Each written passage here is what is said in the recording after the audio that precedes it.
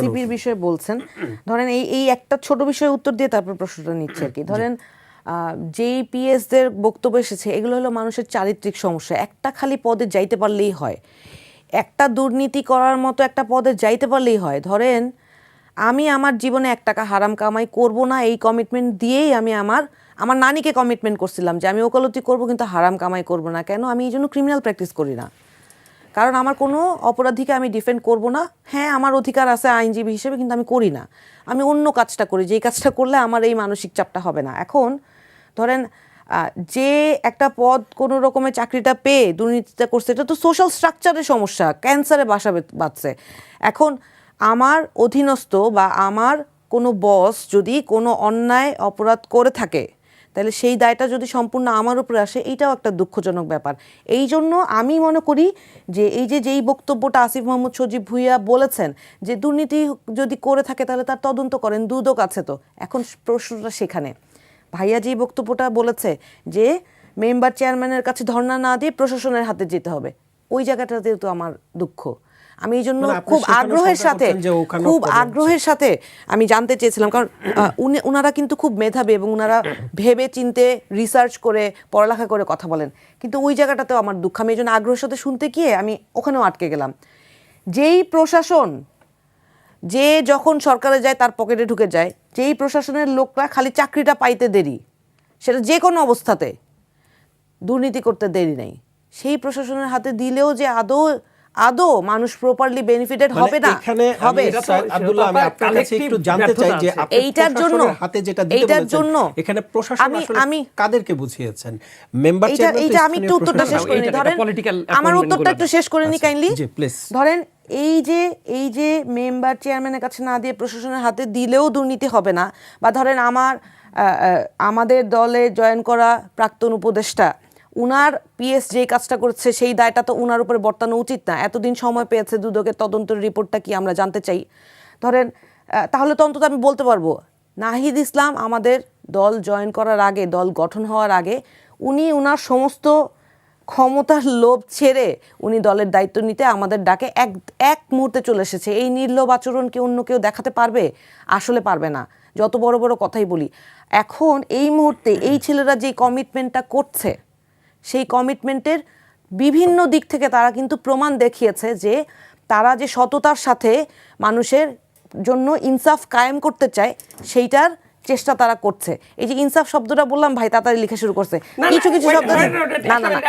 একটা মিনিট, হ্যাঁ আমি কি লিখবো এটা তো আমার দায়, রাইট? আমি বলছি আমি ইনসাফ লিখি নাই, প্লিজ দেখেন আমি ইনসাফ লিখি নাই। আমার কথাটা শেষ করতে দেন, আপনি এক্সাইটেড হয়ে যান না। আমার কথাটা শেষ করতে দেন, এক্সাইটেড হয়ে গেলে তো হবে না। আমি তো এক্সাইটেড হই নাই আপা, আমি একটা জিনিস লেখার সময় আমি যেটা লিখি নাই আপনি বলতেছেন, এইজন্য দেখাইলাম। আমাদের দাবিগুলো কি, সেই দাবির সাথে আমাদের কাজের সামঞ্জস্য আছে কিনা সেইটা আমরা সময়ের সাথে প্রমাণ করব। আমি দুইটা উদাহরণ দিলাম। পাশাপাশি ভাইয়ের কথাটা নিয়ে যেটা বললাম যে কিছুদিন ধরে আমরা দেখছি যে এই শব্দ, এই যে আমি ইনসাফ শব্দটা বললাম, এটা নিয়ে কারো ভীষণ অ্যালার্জি। আমরা যে বলি ইনকিলাব জিন্দাবাদ, এই ধরনের শব্দগুলো নিয়ে কারণ, কিন্তু এগুলো তো মানুষ সাদরে গ্রহণ করেছে। কারণ মানুষ আসলে এখন ন্যায় বিচার প্রতিষ্ঠা হোক এটা চায়, মানুষ আইনের সুশাসন চায়, প্রশাসনকে সরকার এবং রাজনৈতিক দলের প্রভাব মুক্ত চায়। যদি এটা এখন পর্যন্ত এবং ভবিষ্যতে এটা না হয়, আমরা যে কমিটমেন্টটা করছি যে এটা আমরা এনশিওর করেই ছাড়বো, আমরা তো অলরেডি অনেক খারাপ দিন দেখে ফেলছি না?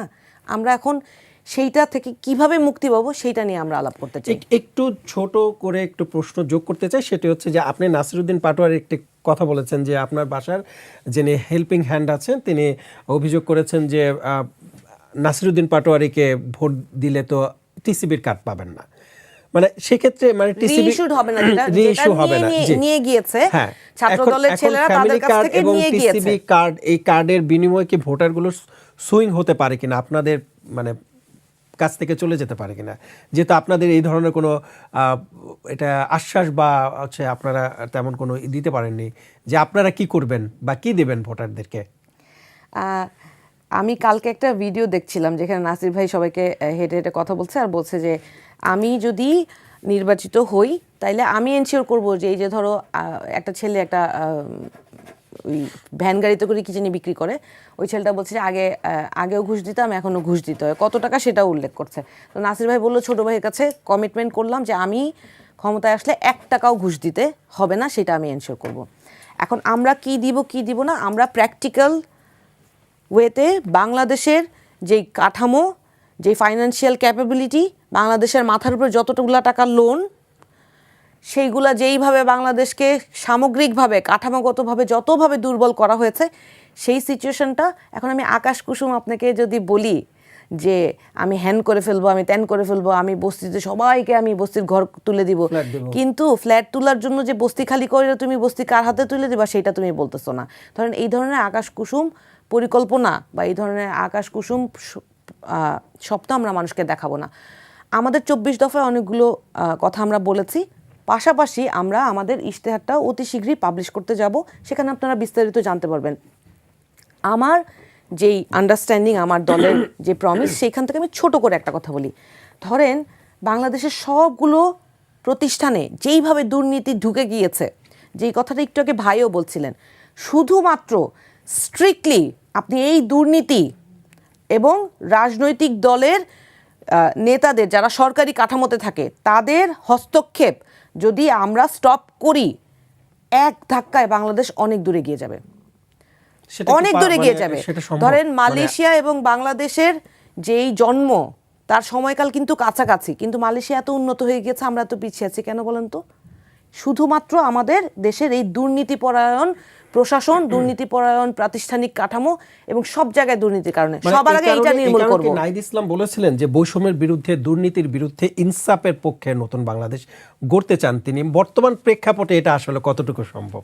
শুনেন, আপনার নিয়তটা যদি ঠিক থাকে এবং আপনি যখন ক্ষমতা কাঠামোতে থাকবেন, আমার প্রমিসটা আমি ঠিকমতো করতে পারছি কিনা সেটার জন্য আমি রাজনৈতিকভাবে আমি যখন প্রশাসনকে ব্যবহার করব না, এবং প্রশাসন যখন বাধ্য হবে যে নিয়মের বাইরে গিয়ে কাউকে পক্ষপাত দুষ্ট হয়ে কোনো টেন্ডার দেয়া, পক্ষপাত দুষ্ট হয়ে অর্থের বিনিময়ে কাউকে কোনো সুবিধা দেয়া, ফাইল আটকে, এই যে সরকারি অফিসে গিয়ে যে ফাইল আটকে থাকার ঘটনা, এগুলো যখন হবে না তখন এটা আমি বলছি না যে আমি একটা রাজনৈতিক দলের প্রতিনিধি, কিন্তু তারপরেও ধরেন আমি এটা বলছি না যে এইটা আমার দল গেলেই করবে, অন্য কেউ করবে না, সুযোগ সবার জন্যই আছে।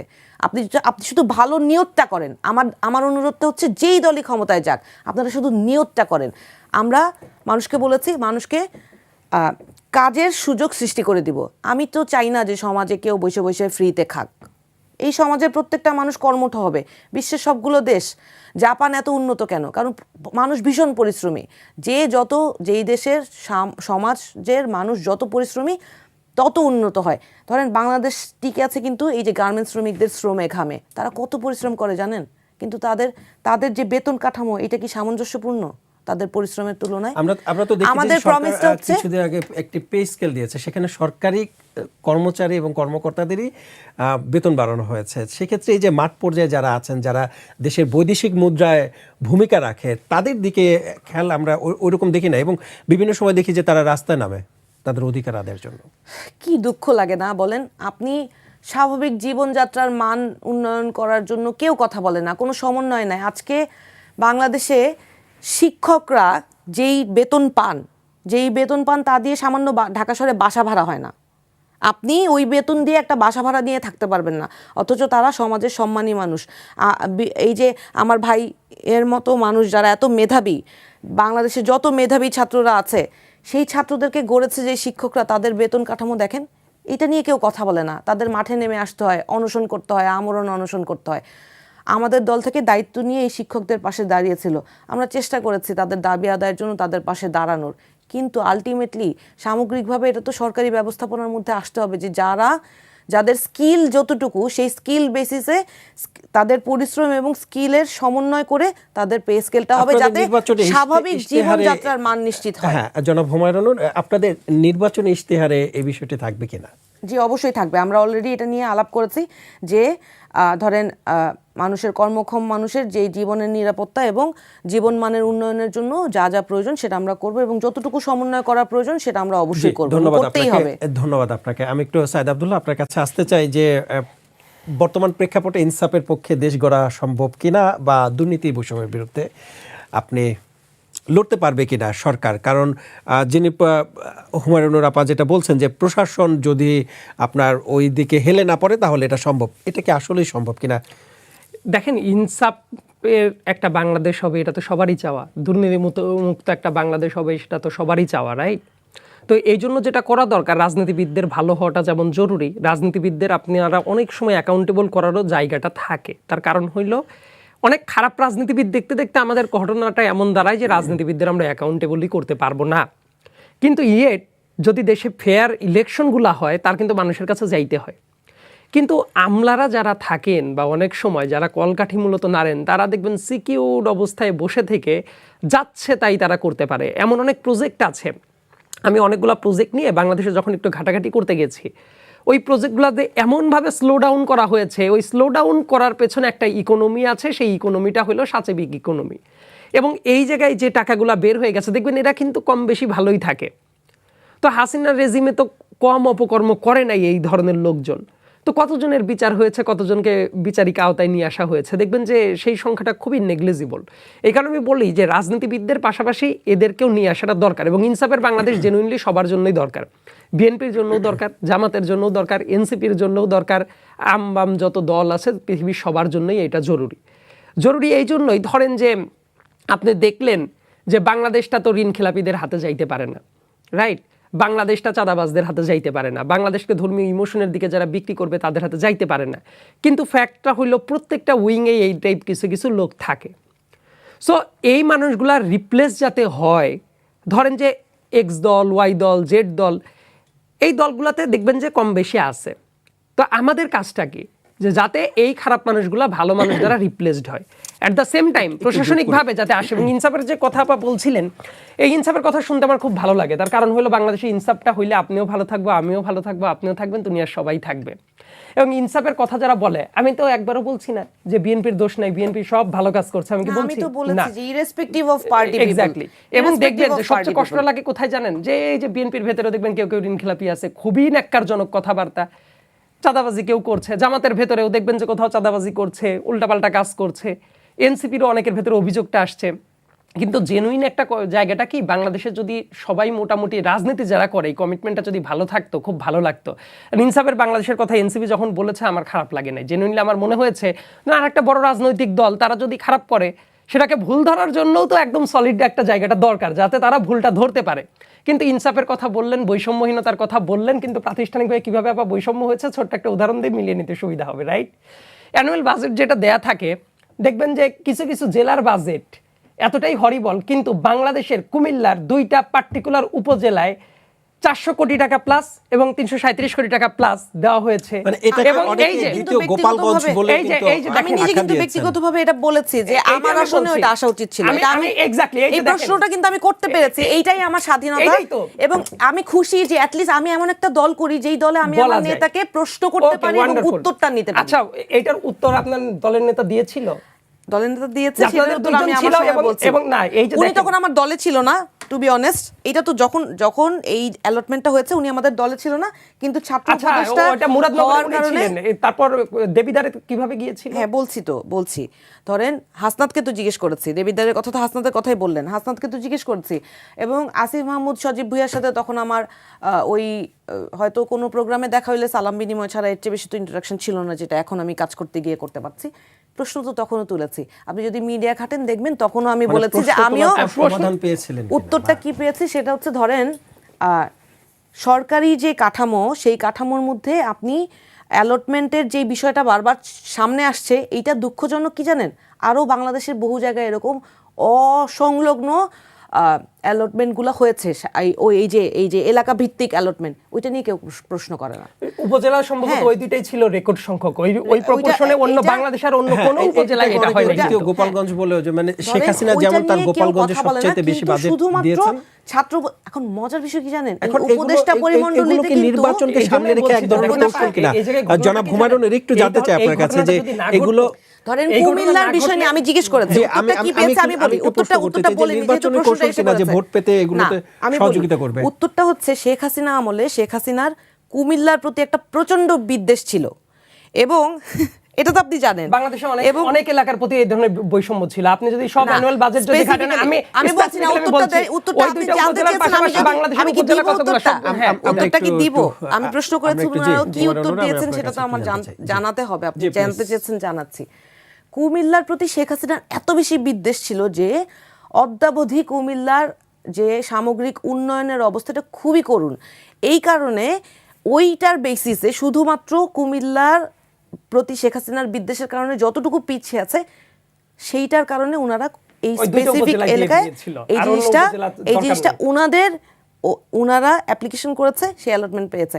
এখন সমস্যা হচ্ছে আমারও তো এটার উত্তরটা আমরা পেয়েছি যে যেহেতু ওই এলাকাটা অনেক বেশি পিছিয়ে আছে সেই জন্য অনুদানটা ওই স্পেসিফিক এলাকায় ওই ওনারা দুইটা উপজেলায় দিয়েছে। শুধুমাত্র এইটা আমি তো অনেক এলাকা পিছিয়ে আছে, কুমিল্লার তারা প্রতি তাদের শেখ জীবন হাসিনার মানও বিদ্বেষ কিন্তু কতটা বর্তমান খারাপ জীবন, ছিল অন্যান্য জীবন সেটা ইয়ে সারা থেকে কিন্তু বাংলাদেশের মানুষ জানে। এইটা আমি উত্তর পেয়েছি, এইটুকু উত্তর আমি আপনি পেয়েছি। satisfied এই উত্তরে? আমি এইটুকু উত্তর পেয়েছি, এটা আমি বললাম। আচ্ছা, এবার আমি বলি, একটু বাকি factual আমার কথাটা উত্তরটা বলি। কি সেইটা তো আমি আচ্ছা, আপনাকে বলেছি। এবার যে factual আমি কথাটা চেয়েছি বলি। যে আমার এলাকায়ও আমি তো আমার হওয়া এলাকায় উচিত। গিয়েছি, সামান্য সার্কিট হাউসের অবস্থা নোয়াখালীতে আপনি দেখলে আপনার কান্না আসবে, অথচ ওবায়দুল কাদের নাকি আওয়ামী লীগের সেক্রেটারি ছিল। আচ্ছা, এবার আমি তো কথা বলছিলাম। বুঝেন অবস্থাটা? আচ্ছা, ফ্লোরটা তো আমার ছিল, আমি right? চাই আমার এলাকায়ও আপা, ফ্লোরটা তো আমার ছিল, আমি এটা শেষ করি যে কারণে পয়েন্টটা তুলেছিলাম। এবং যে ব্যাখ্যাটা দিয়েছে এই ব্যাখ্যাটা যৌক্তিক অবশ্যই ছিল না। এর কারণটা হইলো শেখ হাসিনা শুধু কুমিল্লার পণ্য আরো অনেক জায়গায় পরে রাখছিল, এবং আপনি যদি ডাটাগুলো ঘেটে দেখেন যে আগের 5টা বছরের ওই এডিপির বরাদ্দ কোন কোন নোয়াখালীর উপরে উপজেলায়- ছিল নাকি আমাকে বলেন তো আরে ভাই, বাংলাদেশে অনেক নোয়াখালীর জায়গাতেই তো অবস্থা হয়নি। খুব খারাপ। সেটার আলাপ পরে, আপনার ওই আলাপে তো আমি আমি জানতে ঢুকি চাই। নাই, সেটা আপনি জানতে পারেন। আপনাকে বাট আমি বিষয়ে আমি একটু ওই প্রশ্ন রাখতে স্পেসিফিক চাই। জি, কথাটা please। একটু বলা দরকার। আপনি যখন বলছেন এটা ডাটাবেসড হওয়া উচিত, রাইট?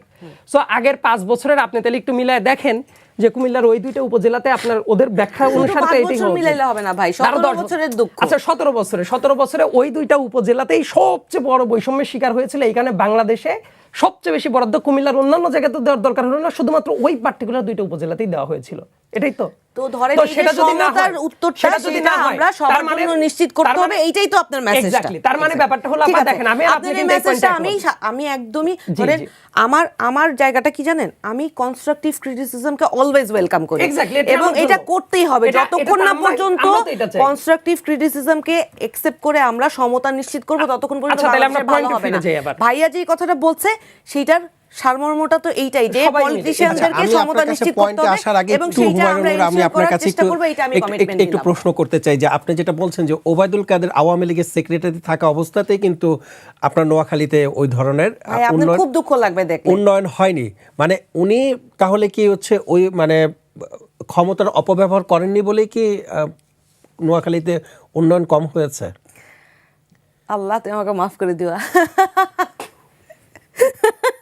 না, আপনি বলছেন তাহলে সরকারে না থেকে এত বড় বাজেট নিয়ে চলে যেতে পারে তার শুনেন, উপজেলার জন্য, শুনেন, তাহলে আমি ওবায়দুল বলছি, কাদের কেন আমি পারলেন না? উত্তরটা দিচ্ছি।